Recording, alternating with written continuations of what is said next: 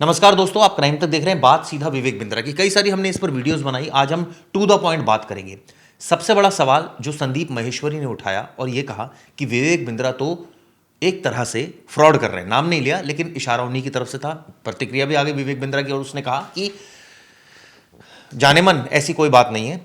तो ये विवाद अब लगातार बढ़ता जा रहा है। इस बीच खबर ये भी आई कि उनकी पत्नी से उनका विवाद हो गया। चलिए, तो पर्सनल बात हो गई। और ऐसे में सवाल ये उठ रहा है कि कई करोड़ों का ये मालिक जो बड़ा बिजनेस कॉन्सेप्ट लेकर आया और ये कहा कि कई लोगों को बिजनेस सिखा रहा था, अचानक ऐसा उनके जीवन में ऐसा क्या आ गया जिसकी वजह से सारा ये हम यहाँ बैठकर इस मुद्दे पर डिस्कशन कर रहे हैं।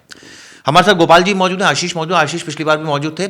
सीधा मुद्दे पर आता हूँ। आशीष, एक नई कंट्रोवर्सी का पता चला है विवेक बिंद्रा की। क्या कंट्रोवर्सी है? कि शादी क्या है? दूसरी शादी है? ये विवेक बिंद्रा की दूसरी शादी है। पहली शादी उनकी हुई थी गीतिका सब्रवाल की एक औरत के साथ। उनके बच्चे भी हैं उनसे। और सबसे पहले गीतिका के साथ उनकी जो कंट्रोवर्सी, उनकी जो विवाद सामने आता है वो है 2018 में। 2018 में गीतिका एक कंप्लेंट करती है उनके खिलाफ, और मामला सेम इसी घटना वाला जो यानिका उनकी दूसरी बीवी के साथ हुई है। मामला ये होता है कि वो विवेक बिंद्रा पर आरोप लगाती हैं, उनकी पहली बीवी 2018 में, कि विवेक बिंद्रा ने उनके साथ मारपीट की है। और उसके बाद केस चलता है। फरीदाबाद के एक कोर्ट में केस चल रहा है उनका। और खबरें ये हैं कि पिछले अक्टूबर में, इस साल अक्टूबर में उनके बीच में कोई सेटलमेंट, 25 करोड़ की कोई सेटलमेंट की भी खबर है। इस तरह की खबरें मतलब मीडिया में है? जी, इस तरह की खबरें मीडिया में हैं। और उसके बाद क्या होता है कि इस महीने यानी कि दिसंबर 2023 में उनकी दोबारा दूसरी शादी होती है। लड़की का नाम है यानिका। और 6 दिसंबर को उनकी शादी होती है इस लड़की के साथ। और अगले ही दिन, कुछ ही घंटे के बाद, उनकी उससे भी मारपीट की खबरें आ जाती हैं। मामला ये होता है कि उनके भाई वैभव क्वात्रा नाम से यानिका के भाई हैं। उन्होंने कंप्लेंट दर्ज कराई और उन्होंने कहा, अपनी कंप्लेंट में, एफआईआर में ये कहा गया कि विवेक बिंद्रा ने यानिका के साथ मारपीट की है। ठीक है, तो ये जो कंप्लेंट हुई है किस डेट को हुई है?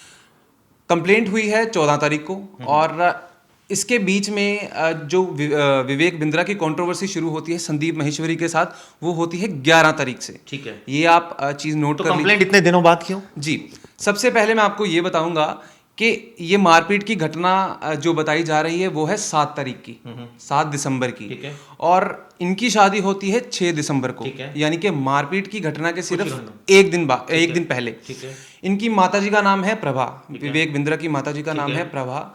और बताया ये जा रहा है कि इनकी उनके साथ तू मैं हो जाती है, मारपीट होती है। और इसी दौरान इनके बीच में आती है, इन दोनों की लड़ाई के बीच में आती है इनकी नई जो बीवी है, जिनका नाम यानिका है। ये इनके बीच में आती है। यानी कि अपनी ये कहे मदर इन लॉ से पहले लड़ाई हुई और उसके बाद उसकी जो पत्नी है वो आ गई, जिसकी वजह से कंट्रोवर्सी बढ़ गई। इनकी मदर इन लॉ नहीं, इनकी मदर। तो इसके बीच में लड़की आती है और ये उसको पहले कमरे में बंद कर देते हैं। और उसके बाद उनके साथ भी तू मैं होती है, जिसके बाद ये उनके साथ फिजिकल असॉल्ट। ठीक है, वो एक वीडियो भी सामने है जिसमें दिख रहे हैं। गोपाल जी, आपके पास आऊंगा सीधा। ये तो कंट्रोवर्सी रही, चलिए, ये तो पर्सनल रिलेशनशिप की बात होगी। हालांकि इसको भी इग्नोर नहीं कर सकती। ये भी कहीं ना कहीं आपका एक मेंटल बिहेवियर जो है वो प्रूव करते हैं टाइम टू टाइम कि भैया बहुत एग्रेसिव हैं। आप बेशक करोड़ों के मालिक हैं, लेकिन आप रिश्तों के मामले में मुझे लगता है गरीब है। करोड़पति तो नहीं है, गरीब है। तो ये जो कंट्रोवर्सी है, इसके इतर आपके पास कुछ और भी जानकारी है इस रिलेटेड? हाँ, इसमें ये हुआ है चिराग जी कि एक महेश्वर पैरी नाम के एक सज्जन है जो कि मार्केटिंग गुरु कहलाते हैं वो। और उन्होंने कुछ दिनों पहले ललन टॉप को ही इंटरव्यू दिया था और उसमें उन्होंने इस बात को उजागर किया था कि ये एक तरह का फाइनेंशियल स्कैम है। जिसके लिए लोगों को, जिनके साथ स्कैम हुआ, उनको पुलिस में कंप्लेंट करनी चाहिए। स्कैम की बात कर रहे थे वो? ये इसी नेटवर्क मार्केटिंग वाला जो स्कैम है उसमें फाइनेंशियल फ्रॉड कहलाता है। तो उस फाइनेंशियल फ्रॉड के बारे में उन्होंने कहा था, ये वही महेश्वर पैरी है जिन्होंने अरिंदम चौधरी वाला स्कैम उजागर किया था। और उसमें भी वही जीते थे, यानी कि अरिंदम चौधरी उसमें कल्पिट डिक्लेयर हुए थे। अब ये उन्होंने साफ कर दिया है कि विवेक बिंद्रा जो हैं वो फाइनेंशियल फ्रॉड करते महसूस हो रहे हैं। ये कहा है उन्होंने, जी, बयान दिया। तो ये उन्होंने- काफी अहम बयान जो कि खुद गोपाल जी बता रहे दिया। हालांकि सबसे बड़ा सवाल तो एक और भी है ना गोपाल जी, सारी चीजें हैं, मुकदमा करा दीजिए, चाहिए कंप्लेंट कीजिए। संदीप माहेश्वरी आकर कंप्लेंट क्यों नहीं कर रहे? यही बात उन्होंने कही है कि संदीप माहेश्वरी क्यों में कंप्लेंट करेंगे किसके इसमें। साथ हुआ है? इसमें हाँ, जो लोग इसमें सफरर हैं, जो विक्टिम हुए हैं विवेक बिंद्रा के थ्रू, उनको कंप्लेंट करनी चाहिए ताकि इन्वेस्टिगेशन उसी हिसाब से आगे बढ़ेगी, क्योंकि संदीप माहेश्वरी तो थर्ड पार्टी हो गए। लेकिन वीडियो तो उन्होंने बनाया ना, सारी चीजें तो उन्होंने उस बात को टॉस किया है। टॉस किया, राइट। एग्जैक्टली। अब उसमें यह है कि वो विक्टिम पार्टी नहीं है। ओके, ठीक है। एक और बात इसमें आशीष, सबसे पहली बात आपसे, क्योंकि आपने शुरुआत रिलेशनशिप से करी थी, 7 तारीख को मारपीट होती है, 14 को क्यों कंप्लेंट दर्ज हुई? जी, यही टू द पॉइंट। जी, यही बात अब सब पूछ रहे हैं कि अगर 6 तारीख को शादी होती है और 7 को ही मारपीट हो जाती है, तो इसके बीच में जो हफ्ते का टाइम जो लिया गया है फैमिली के द्वारा, ये क्यों लिया गया है? हफ्ते का टाइम क्यों है इसके बीच में? और स्पेशली 11 तारीख को, जो 11 दिसंबर को कंट्रोवर्सी होती है संदीप माहेश्वरी वाली, उसके ही बाद में क्यों कंप्लेंट की गई? उसी वक्त क्यों नहीं कर दी अभी गई? अगर मैं कुछ बोलूंगा विवेक बिंद्रा के बारे में तो बहुत सारे व्यूअर्स एकदम आ जाएंगे कि मैं उनको सपोर्ट कर रहा हूँ। ऐसा कुछ नहीं है, हम यहाँ सच और दूध का दूध और पानी का पानी करने के लिए हैं। गोपाल जी, ये जो कंट्रोवर्सी हुई है, एक आदमी जो 300 करोड़ का, या चलिए हमें तो नेटवर्थ नहीं पता, करोड़ों के मालिक, भाई इंसान से, मैं ये नहीं कह रहा, मैं डिफेंड नहीं कर रहा, देखिए फिर लोग एकदम आ जाते हैं कि मैं डिफेंड कर रहा हूँ। गलतियां तो हो जाती हैं, ऐसा नहीं है कि भाई बहुत बड़ी गलती हो गई जिसके लिए उनको, ठीक है, पत्नी से मारपीट की, वो वीडियो अगर दिख रहा है तो ये तो संगीन अपराध है, उसकी सज़ा उनको मिलेगी, जो भी कंप्लेंट हुई है उस पर पूछताछ होगी। लेकिन फाइनेंशियल फ्रॉड की अगर कोई क्लेम कर रहा है, आकर एकदम ठोक बजाकर कह रहा है कि भैया ये तो फ्रॉड कर रहे हैं, तो कंप्लेंट कहाँ है? Where is the complaint? तो बेसिकली जैसे हम और आप हैं, हम लोगों को कोई कंट्रोवर्सी पता चली तो हम लोग जाके कंप्लेंट नहीं करेंगे ना। हम लोग तो केवल बात को क्यों नहीं कर रहे हैं? आपको क्या लग रहा है? नहीं तो क्या हम नहीं जाके कर सकते? जो विक्टिम है, अब उसके सामने क्या तकलीफें हैं, क्या परेशानियां हैं, वो किन बातों को लेकर डरा या सहमा हुआ है। मैं एक और बात करूंगा, संदीप माहेश्वरी ने यह भी आरोप लगाया था कि उनके घर पे कुछ लोग आए थे, वो विवेक बिंद्रा ने भेजे थे। तो भाई जब आपको नहीं, उन्होंने यहाँ पर भी, देखिए मैं आपको करेक्ट कर दूं, यहाँ पे उन्होंने विवेक बिंद्रा का नाम नहीं लिया है।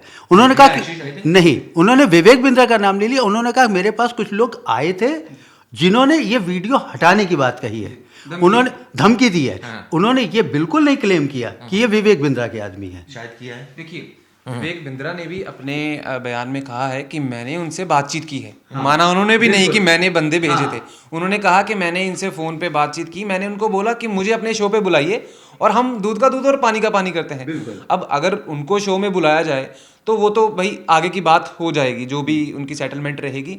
लेकिन जो धमकी वाला पार्ट है, ये दोनों में बड़ा कन्फ्लिक्टेड है। एग्जैक्टली। ये दोनों ने क्लियर बिल्कुल नहीं किया कि कौन सी कैसी धमकी दी। गोपाल जी, संदीप माहेश्वरी तो वैसे भी जा सकता है ना कंप्लेंट करने के, भाई ये लोग आए हैं, इन्वेस्टिगेशन होने दीजिए। हाँ, तो हो सकता है कि संदीप माहेश्वरी, हो सकता है अभी नहीं तो बाद में ये कंप्लेंट करें या ना भी करें, वो डिपेंड करता है उनके ऊपर।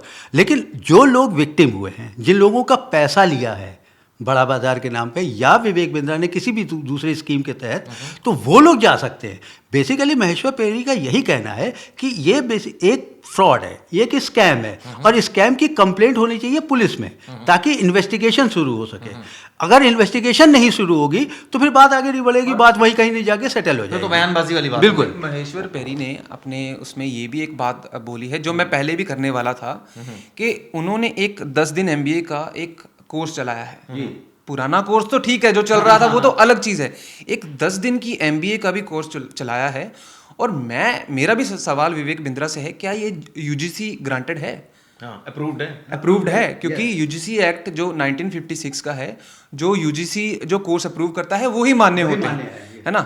आप अपनी तरफ से मतलब 10 दिन में आपको MBA बना रहे हैं? जी, मैं आपको बोलूंगा कि भाई मैं 20 दिन में आपको जर्नलिज्म सिखा दूंगा, तो ऐसे कोई मेरा अप्रूव्ड थोड़ा कोर्स होगा। ऐसे तो आप भी गोपाल जी, आप भी कोई भी कोर्स चला दें अपना। ये बहुत इंपॉर्टेंट बात बोली आशीष ने कि ये जो सारे कोर्सेज चल रहे हैं, क्या ये सरकारी मान्यता है या फिर एक कंपनी बनाकर आप इस तरह के कोर्स शुरू कर सकते हैं? वो लीगली उसको माना जा सकता है? नहीं, बहुत बड़ी चीज़ है गोपाल जी। जी हाँ, बिल्कुल। कोई भी कोर्स, देखिए हर तरफ मार्केट में ये होता है कि कोई भी कोर्स आदमी लॉन्च करता है और उससे पैसे कमाना शुरू कर देता है। लेकिन जो भी लोग उसमें जाते हैं कोर्स को सीखने के लिए, वो शायद ये वेरीफाइड नहीं कर पाते हैं कि ये कोर्स हमारा जो हम कर रहे हैं वो अप्रूव्ड है किसी अथॉरिटीज़ से तो ये चीज़ ज़रूरी है कि लोगों को अवेयर होना चाहिए। बिल्कुल ठीक है गोपाल जी ने, आशीष भाई ने। ये तमाम जानकारियां हम आपको अपडेट करते रहेंगे, अगली वीडियो में बताएंगे आपको आगे कंट्रोवर्सी क्या हुई है। लेकिन एक बात जाते जाते मैं ये कहूँगा कि कोई ओपिनियन हमारे बारे में कृपया ना बनाएं। हम बिल्कुल जो दूध का दूध और पानी का पानी करने के लिए यहाँ बैठे हैं। लेकिन सवाल ये भी उठता है कि एक आदमी ने अगर 100 अच्छे काम किए, एक अगर गोपाल जी गलती कर दे तो 100 काम धुल जाते हैं। देखिए यहाँ पे अगर एक कोई गलती करे तो उसे माफ किया जा सकता है, लेकिन वो गलती पर गलती करे तो फिर माफ नहीं किया जा और सकता। गलती को छुपाए छुपाए तो ये उससे भी बड़ा क्राइम। चलिए, ये वीडियो आपको दोस्तों कैसी लगी जरूर बताएगा।